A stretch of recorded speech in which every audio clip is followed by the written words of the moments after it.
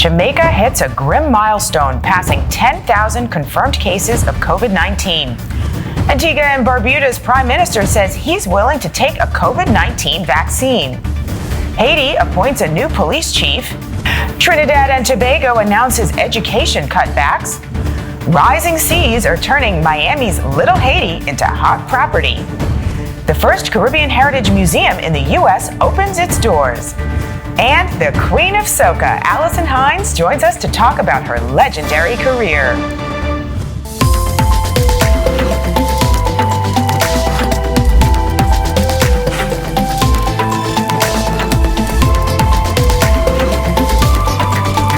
This is the Caribbean Times News with Alicia Davis. I'm Alicia Davis in New York, and we begin with our top story, the coronavirus and Jamaica passing a grim milestone, becoming the first CARICOM country to record 10,000 COVID-19 cases. The country reached the 10,000 mark shortly after the government announced it's extending its curfew to December 1st. That curfew remains in effect from 9 p.m. to 5 a.m. every day. Current travel protocols regarding entry into the island also remain in effect, and wearing a face mask is still mandatory. Antigua and Barbuda's prime minister says he is willing to take a COVID-19 vaccine. Gaston Brown said he's willing to be the first recipient of a vaccine when it is approved to encourage citizens to take it.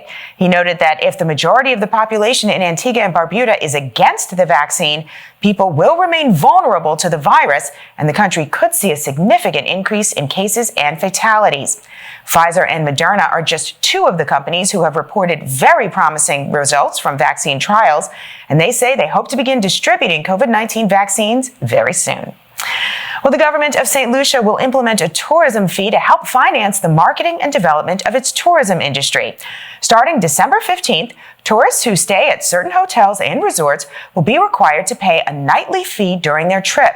Guests will be charged anywhere from $3 to $6 per night, depending on their room rate. Haiti has appointed a new Director General of the National Police. Former ambassador to the Organization of American States, Leon Charles, is going to take the reins of the country's police force. This comes as Haiti has recently faced multiple cases of assassinations and kidnappings. The Office for the Protection of Citizens hopes that Charles will help combat the alleged abuses committed by members of the Haitian police that it says have gone so far unpunished. Rising sea levels are making some areas of Miami, like Little Haiti, more attractive to developers. Little Haiti is an immigrant neighborhood that is 3 feet higher in elevation than wealthy Miami Beach. Well, that's causing rents in Little Haiti to rise, forcing out many small business owners who are being replaced with large developments, one of which is a $1 billion Magic City development. Residents fought back but lost against the developers, who insist that Magic City, which will include high-end stores, apartments, and a promenade, will give millions back to the community. Meanwhile, the first museum in the U.S. dedicated to celebrating Caribbean heritage has opened in Florida. The Island Society for the Promotion of Artistic and Cultural Education has launched the Caribbean Heritage Museum located at the Westfield Broward Mall in Plantation, Florida. The museum showcases artifacts from more than 20 Caribbean countries and tells the stories of the region's rich history and culture, while also highlighting Caribbean contributions to U.S. society and its economy. Admission to the museum is free until January 2021, when the grand opening will take place. Well, coming up, we celebrate World Fisheries Day with a look at the Caribbean's third biggest industry. And the Queen of Soca, Alison Hinds, is joining us to talk about her recent musical showdown. You don't want to miss it. Stay with us. Since the coronavirus, global travel seems risky. But with Promo Caribbean, you don't have to worry. Our COVID-19 alerts feature, coupled with our comprehensive travel guide featuring over 20 countries, contains all you need to keep updated and safe during the pandemic. Whether it's Belize, Barbados, Haiti, or Guyana, our travel guide has all you need, from safe places to eat, transport options, pharmacies, embassies, hotels, and Airbnbs. Not feeling well? You could take the COVID self-assessment test on our app.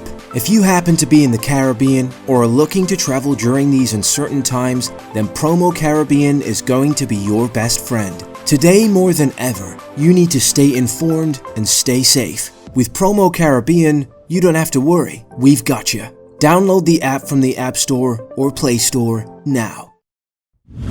Welcome back to Caribbean Times News. And the University of the West Indies has agreed to train up to 20,000 Guyanese nationals over the next 5 years through its open campus. The president of Guyana, Mohammed Irfan Ali, brought in UWI to help improve the country's human resource development strategy. The university said that the initiative is an opportunity to assist in building another CARICOM country's economic, social, and cultural development. Meanwhile, a new oil discovery in Guyana may not be profitable for the country. Although hydrocarbons were discovered by ExxonMobil just off Guyana's coast, a representative for the company said that the finding does not appear to be financially viable on its own. The international oil company has made 18 discoveries in offshore Guyana, totaling close to 8 billion barrels of recoverable oil and gas. Well, Bermuda's Pompano Beach Club announced it will be closing its doors until March 2021. The property's general manager cited COVID concerns and travel restrictions as the reasons for the closure, which will leave 75 employees jobless.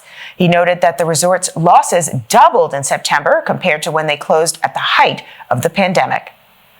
At least 80 prisoners in Trinidad and Tobago have recently tested positive for the coronavirus, raising concern from the Caribbean Center for Human Rights.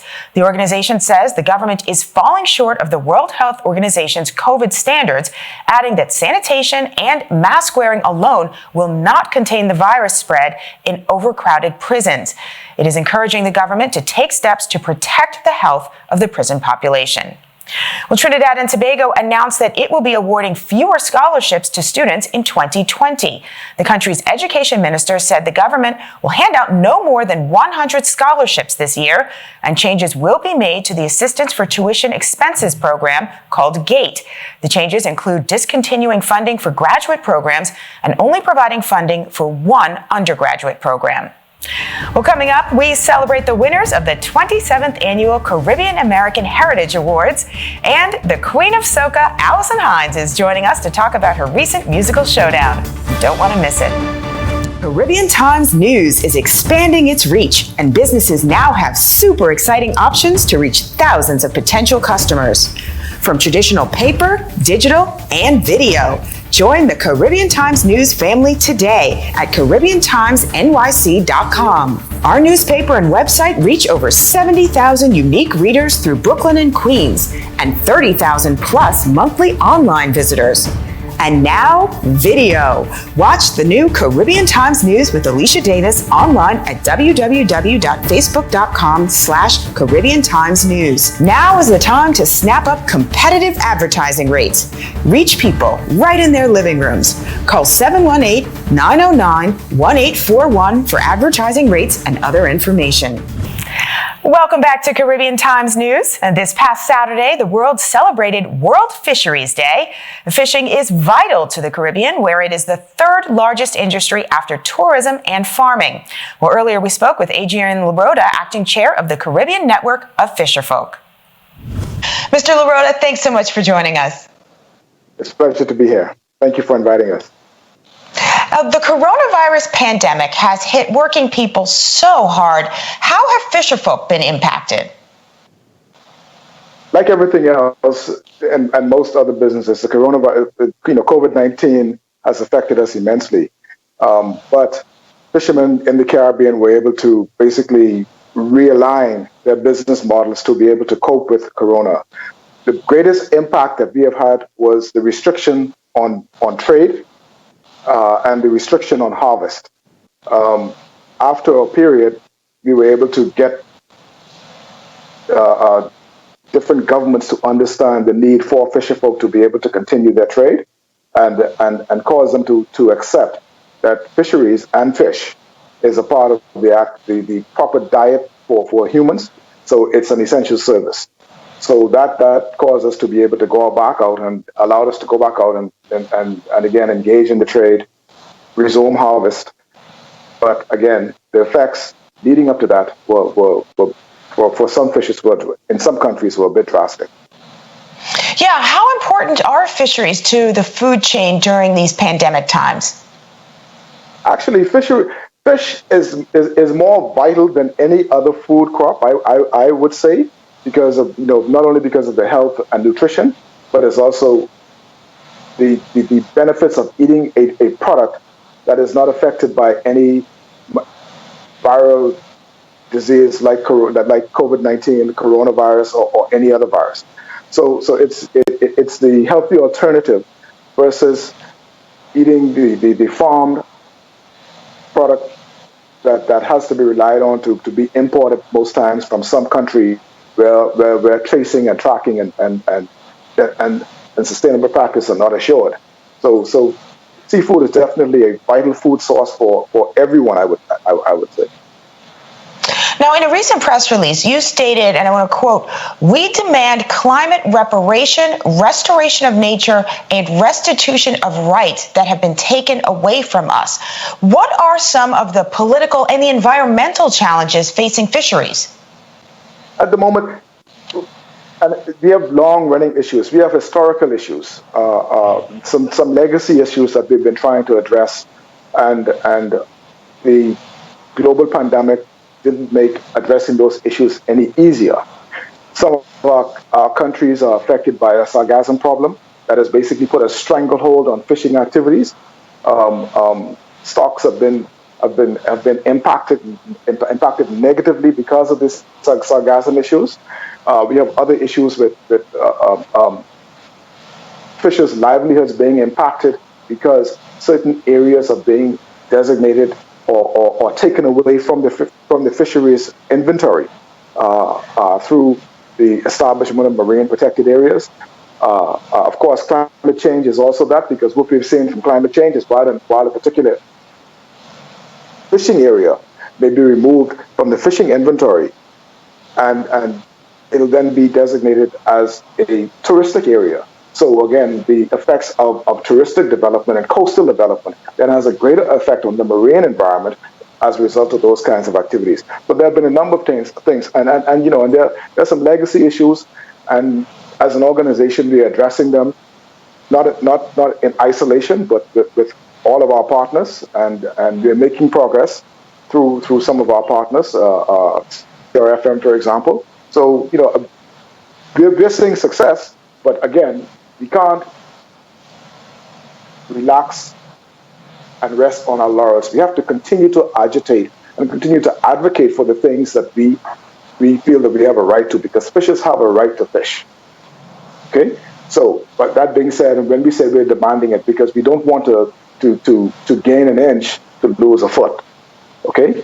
So that's what we, in essence, our fight will always continue, and we'll always keep every issue that we have, we're going to keep it at the forefront. And there are many issues, and I don't want to focus on any one issue, because I don't want our members to feel that the other issues are going to be eclipsed by focusing on any one particular issue. So we have to look at everything in a global scheme.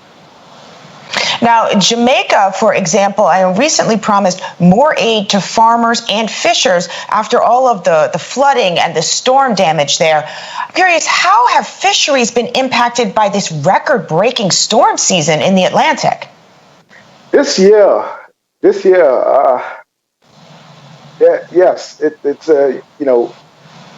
and we've seen what is not only Jamaica, but what has happened in St. Vincent, what has happened in Antigua, with the flooding, and it's good for governments to actually come to the aid of fisher folk in these countries, because what you would find is a lot of the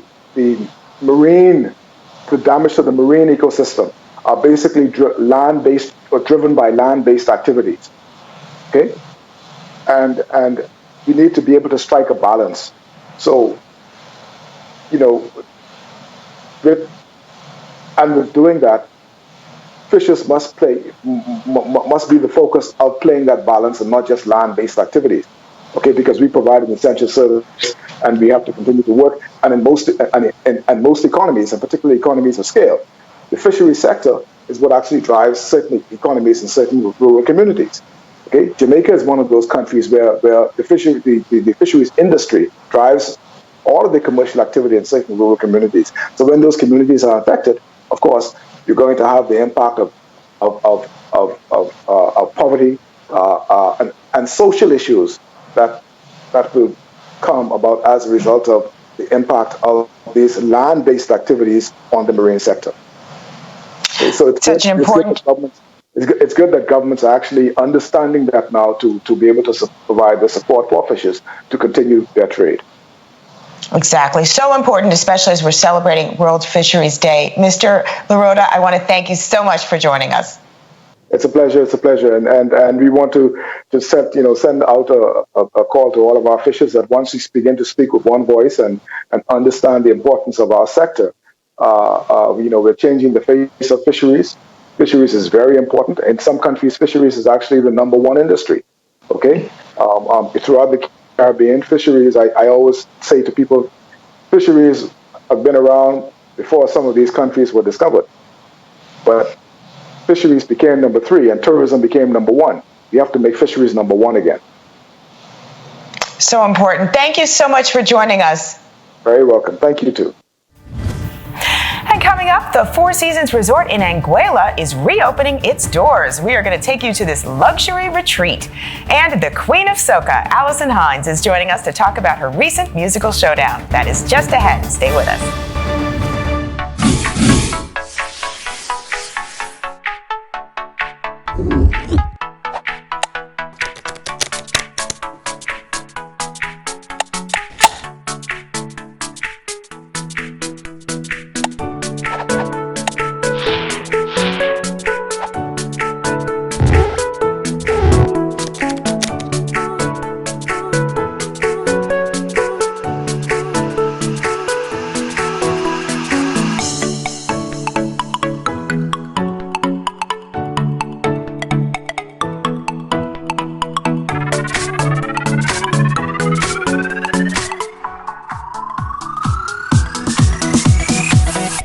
Do you need a training classroom in the heart of Brooklyn, New York?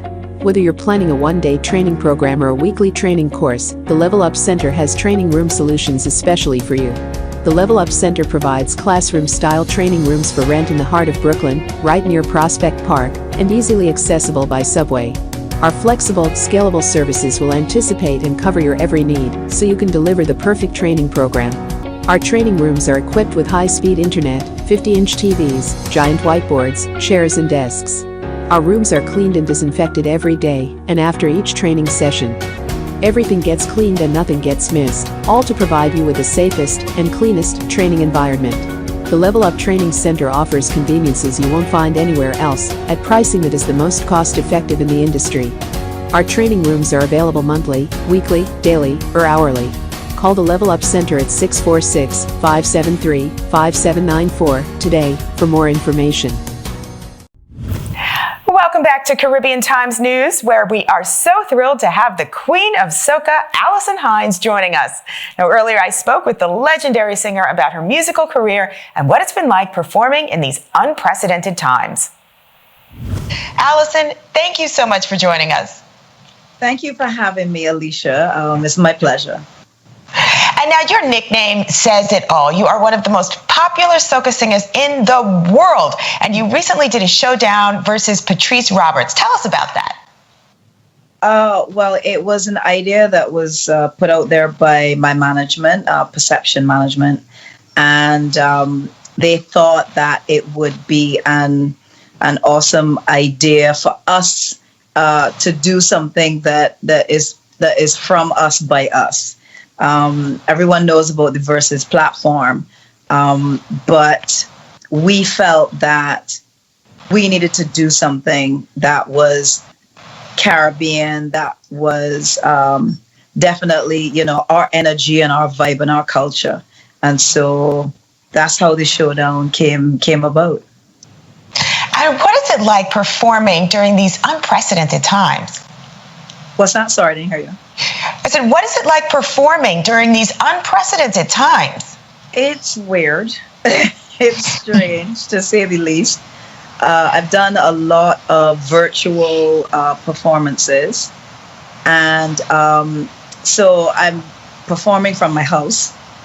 And it's good in that I don't have to travel and go anywhere. I could get all gussied up in my house and go and move all the furniture and perform, and then, just walk over and I'm done. But I'm thinking, because Barbados is more open than some places, I have done some live performances. We have been able to have some events, some small events, up to 200, 300, 400 people. But of course, social distance and masks and all the protocols in place. So in between, I've still had the opportunity to be on a stage in front of a live audience. But other than that, a lot of this stuff is virtual. So it's an adjustment. It's about adapting. And are we going to see more showdowns and performances, whether they're virtual or in person, coming up soon? Well, I would like to think, Digicel, who was the title sponsor of Showdown, and they actually were really, really happy with the traction that we got and the excitement that it created and so on. So I know that they definitely are interested in another showdown with obviously 2 other artists. And yes, I do have some performances coming up. Our independence, this is Barbados's independence is coming up November 30th. So I am a part of an virtual independence presentation that is going to be on November 28th, I believe. And, I have a couple of other, things that are local to Barbados. So some live performances. And as it goes, virtual performances tend to come up. So we'll kind of see how that goes. And while in quarantine, have you taken a moment to reflect on your musical career? And if so, what are you most grateful for in your musical journey? I think I am grateful for the longevity that I've had, for having been in the business for so long, and still, people love my music. Up until, of course, before the pandemic hit, I was a touring artist still doing what I love. So I'm very, very, I've had the opportunity to kind of reflect on that, and the opportunity to be able to have had the career that I've had so far. And I don't have any intention of stopping. So, as long as something is going to come out of this that's going to be a positive, I think, and that we can get back to really living and doing stuff again. Absolutely. I mean, you are the queen of soca, so you can't stop, first of all. Well, that's what I heard. And I mean, what does soca music mean to you? Soca is an energy.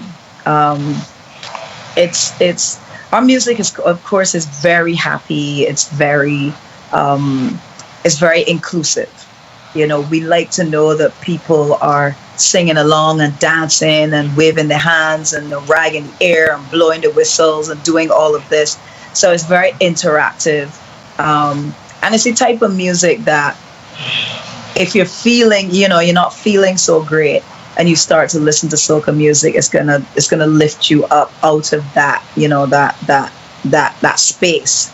And soca is just a wonderful energy. It's a wonderful vibe, and I feel very blessed that I get the opportunity to create soca and record it and put it out there for the hundreds of thousands of millions of soca lovers that are out there. That's amazing to me.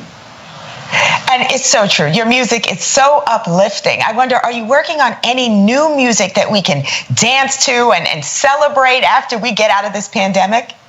Well, I am working on some stuff. I released a song called West Indian at the beginning of the year, and I just released a video for it.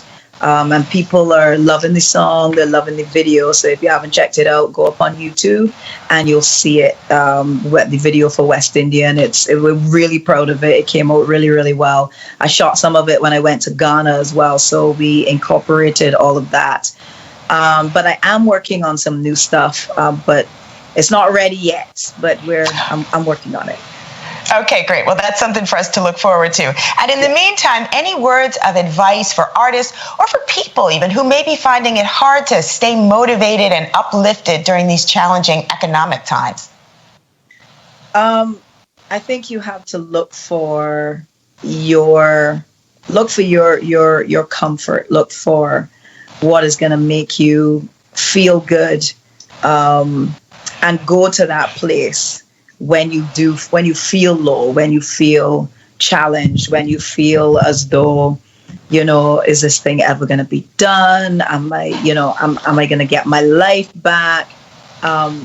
There's something in your life. There's some, whether it's music, some kind of outlet that when you go there and that it takes you to another place and it allows you to really elevate. So because mental health is extremely important, especially around this time where people, in North America and UK and so on, it's getting cold, so people can't really go out anyway. So your mental state is going to be really important, and sometimes it can be challenging because I know, I feel it too.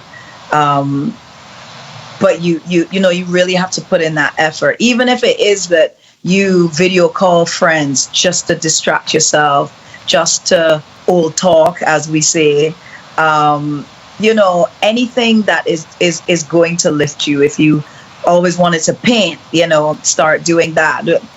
Think of the things that maybe you wanted to do that you didn't have the time to do before, and start that. But it's so many different things. It's so many different things, and I can only wish everyone the very, very best, and to try your best to stay positive. I know it's challenging, but try your best to stay as positive as you can, because we have to come out of this. We absolutely have to come out of this. And once we're on the other side of this, we have to be better. Wonderful advice, and your music is so key to staying uplifted and positive. So I want to thank you so much for joining us. So wonderful to talk to you. Thank you so much for having me, Alicia.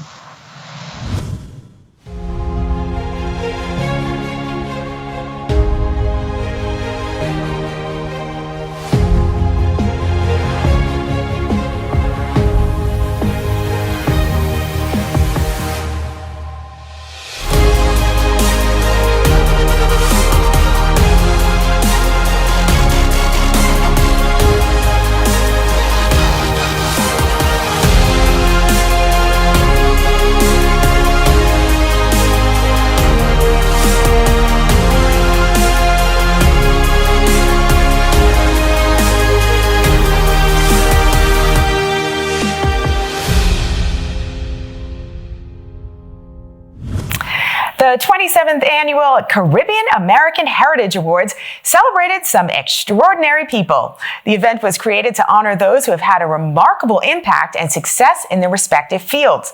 Among this year's winners at the virtual celebration were Anaya Lee Willibus, a 13-year-old award-winning author whose parents are from Guyana, Dr. Swinburne Augustine, an editorial board member of the international journal Frontiers in Environmental Microbiology with Dominica Heritage, and Michelle Jawando, head of U.S. Strategic Engagement and Public Policy Partnerships at Google, with heritage from both Bermuda and Jamaica.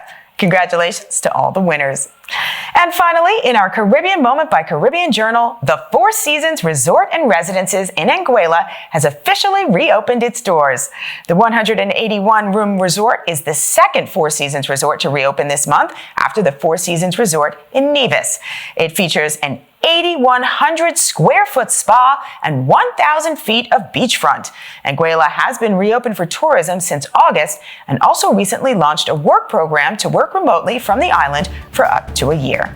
And that does it for this edition of the Caribbean Times News. So you can catch us every Sunday at 7 p.m. Eastern on CaribVision. Check your local cable listings for channel information. You can also catch us streaming on Facebook Live Sundays at 7:30 p.m. Eastern, or like us and subscribe to our YouTube channel, Caribbean Times News. But wherever you catch us, thanks for watching and have a wonderful week.